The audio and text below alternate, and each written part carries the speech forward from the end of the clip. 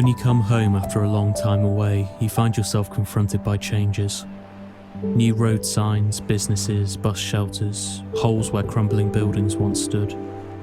Tree stumps on fresh tarmacked roadsides, already dulled from the moss and foul weather. Familiar sights once passed daily, now littered with proof of your own commutable irrelevance.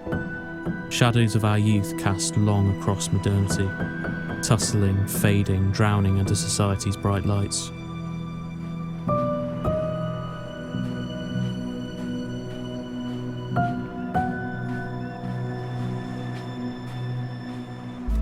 Only the rolling tides are ever present. They see it all, ambivalent and ageless, constant and inevitable.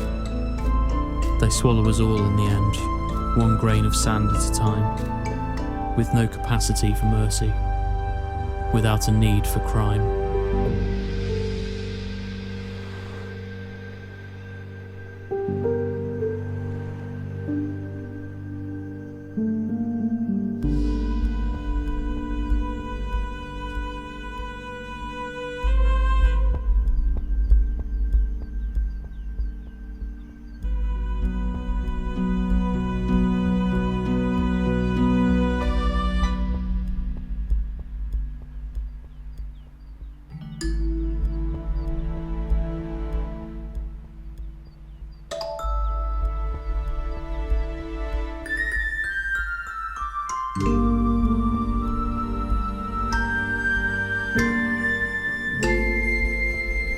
I've always loved going for walks.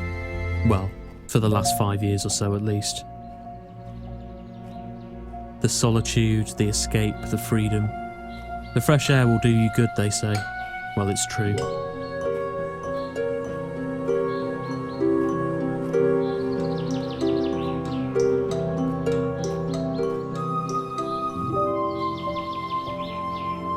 And in a place as small as this, you can't help but bump into figures from your past.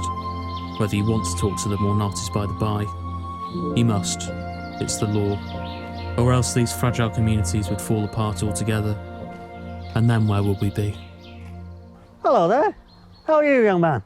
Oh, not bad, thanks. You? Oh, not bad. Not bad. What have you been up to then? I'm at uni now, English Lit. God, where does the time go, eh? How are your mum and dad? They all right? Yeah, they're fine, thanks. Yeah. Oh, good. Are you still in touch with Ryan? Yeah. I might see him tomorrow, actually. Yeah. Oh, jolly good. Oh, give them all my best, won't you? And remember, you still have to do all your work too, not just partying. Good lad. You look after yourself, won't you? Nice to see you. Yeah, you too. Lovely weather we're having. Yeah. Bye. Bye now. They don't prepare you for just how quickly people age, yourself included. Everyone puts on weight at uni. They don't prepare you for that either. And the worst thing is, you don't even realise it's happening until you see the photographs side by side.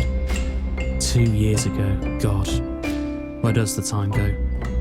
I was skinny and I didn't even know it. I had more hair, I looked young and hopeful. I can't fit into those trousers anymore. It's been a year since I spoke to him, at least. Why do we not stay in touch? 7 years under the same roof together, 5 days a week, and now we're almost strangers. So, what are you up to these days? Uni, right? Yeah. How was it? That's alright, yeah, not bad. Well, I wouldn't mind going myself, but well, you know. It's alright, you know, you learn things, meet people, go places. It's good to get out of it, you know. English you're doing, right? Yeah. I hated English back in school, man. Yeah, same. It's good though, at uni, you know. What, Shakespeare and stuff, right? Yeah, kind of thing. And what are you doing these days? Just working, really. Yeah? Yeah. So, what are you going to do in the future? Oh, I don't know, get a job, I suppose. What, do you reckon you're going to be a teacher? Maybe. Teach a whole new generation to hate of mice and men. You hear much from Jake these days? Not really. I've seen him a few months back, before Christmas. You know, at the market. Is he alright? Yeah, he's got a beard now. Really? Yeah, it's fucking awful. Oh, man. He's doing good, though. He's working at the garage now, you know, at Ponsavon Road, by the chemist. Oh, yeah, I know. Oh, good for him. I should send him a message, really, see how he's doing. Do you remember that time he set fire to a tree? It's nice to see old friends, even when you've gone your separate ways. In a place like this, you either get out at the earliest available opportunity, or you're stuck here for life. You can come and go as you please, but once you leave, things never quite look the same again. The more you learn, the less you know, and the further you travel, the smaller your world becomes. I love my sister, I really do. Even if DNA is the only thing we have in common. When I left, she was a girl. Now, I'm not too sure. You don't really notice yourself growing up. You merely expect it to happen naturally. Time passes at about the right pace, and you find yourself as an adult more or less when you expected to. But time moves faster the older you get. It accelerates year on year at a steadily increasing rate. You could plot it on a graph if you were so inclined. You expect yourself to grow up, only you never think it'll happen to your siblings. They're not people, they're children. At least, that's the theory. Where are you off to? Town. It's nice to be back. Where have you been? You know, just for a walk to the beach and back through the woods. No, I mean, where have you been? Uni? Oh, we thought you died or something. I'm sorry. I mean, I'm glad you're having a good time, Yeah. but... Oh, I don't know. Don't know what I could have done. Didn't have to do anything. You just should have been here, that's all. So I shouldn't have gone. That's not what I said. You just should have phoned or something. You should have visited. You don't know what it's been like here. I do. Why do you think I didn't phone? You don't. You don't.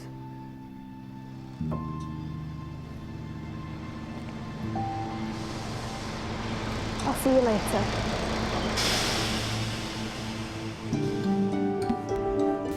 I've never run away from my problems. But I have walked. A lot.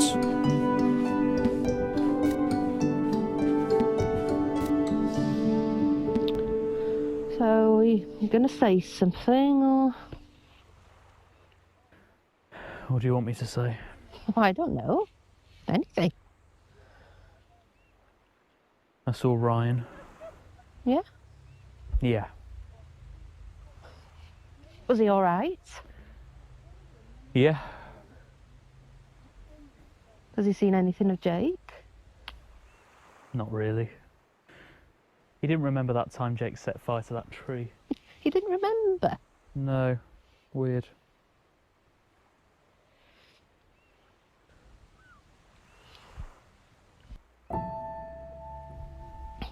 So, do you want to talk about it?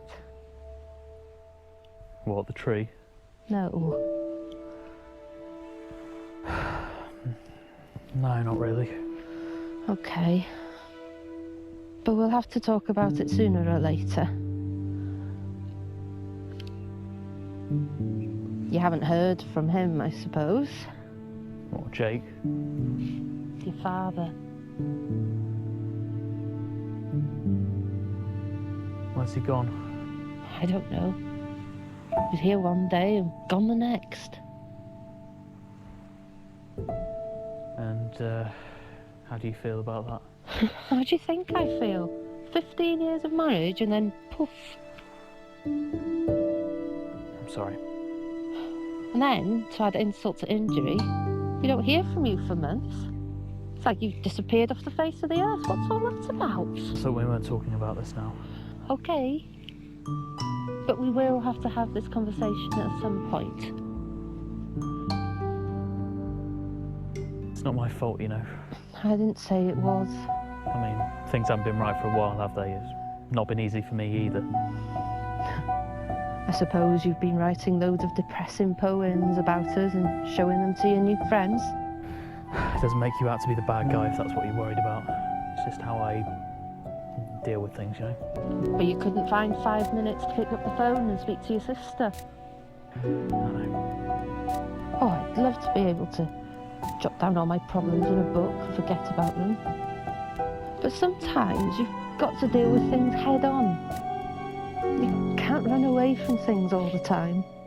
We really could have done with your support, you know. Well, at the very least, a few phone calls, messages even. I'm sorry.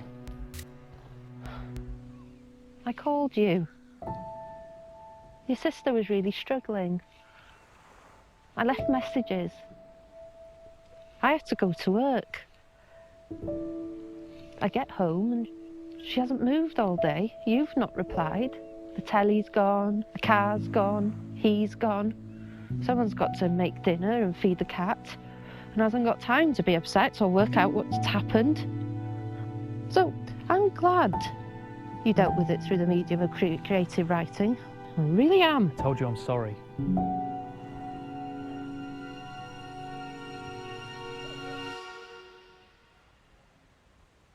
So, what do we do now?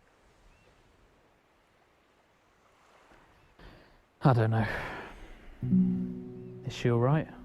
I don't know. She doesn't talk to me.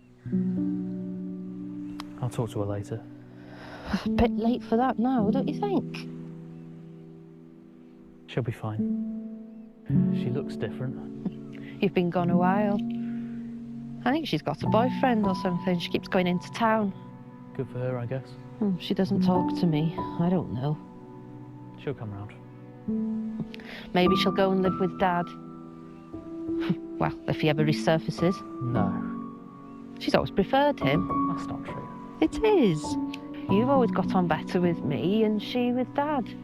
It's fine. I won't hold it against her. I always got on better with my dad. You two are alike, that's the problem. In a sense. Come on, let's get going. It's not all sex and drugs. It's mostly just Dolmio and Pixar films. It's a strange realisation to come to that life doesn't have to be miserable all the time. That cohabitation is supposed to be largely frictionless. You have fun, you're with people who understand you. Life's easy, there's no conflict, no aggro. You leave your baggage at the door on your way in. It's a clean slate. So much so that it's easy to forget what you've left behind. Why would I want to remember? Burdens are easy to ignore when they're at the other end of a phone line. Perhaps that's why Dad hasn't called. When I saw the message telling me he'd left for good, I didn't reply.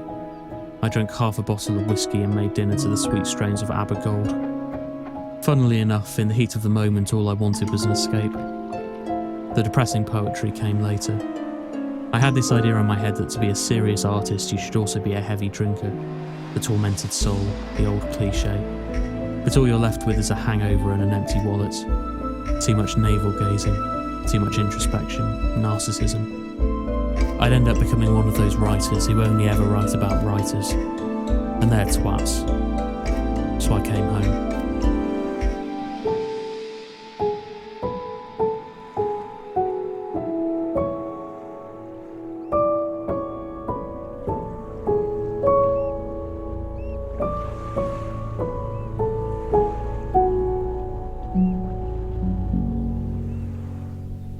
We've been playing this game where we hide bottles of fairy liquid around the house for each other to find. You're so weird, It's just a bit of fun. if you say so. Look, I'm sorry I haven't been in touch. It's fine. I won't want to tear you away from your washing up liquid. Mum thinks you have a boyfriend. Oh, what? Because I keep going into town? Yeah, Just can't stand being in the house. fair enough. I mean, I'd rather you didn't. Might get a decent sum if we marry you off to a rich family. Piss off. No, I'm serious. I'm the man of the house now, don't forget that. That's not even funny. Lighten up.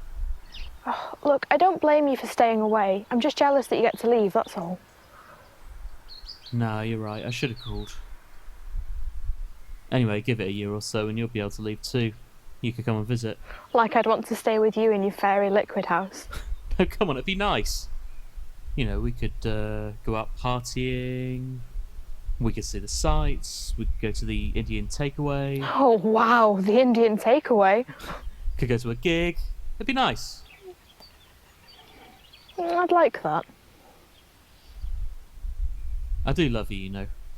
Oh, you're so embarrassing. Jesus Christ. God forbid I say something nice for a change. No, that's it. You've ruined it now. Jesus. Now I'm not going to come and see you.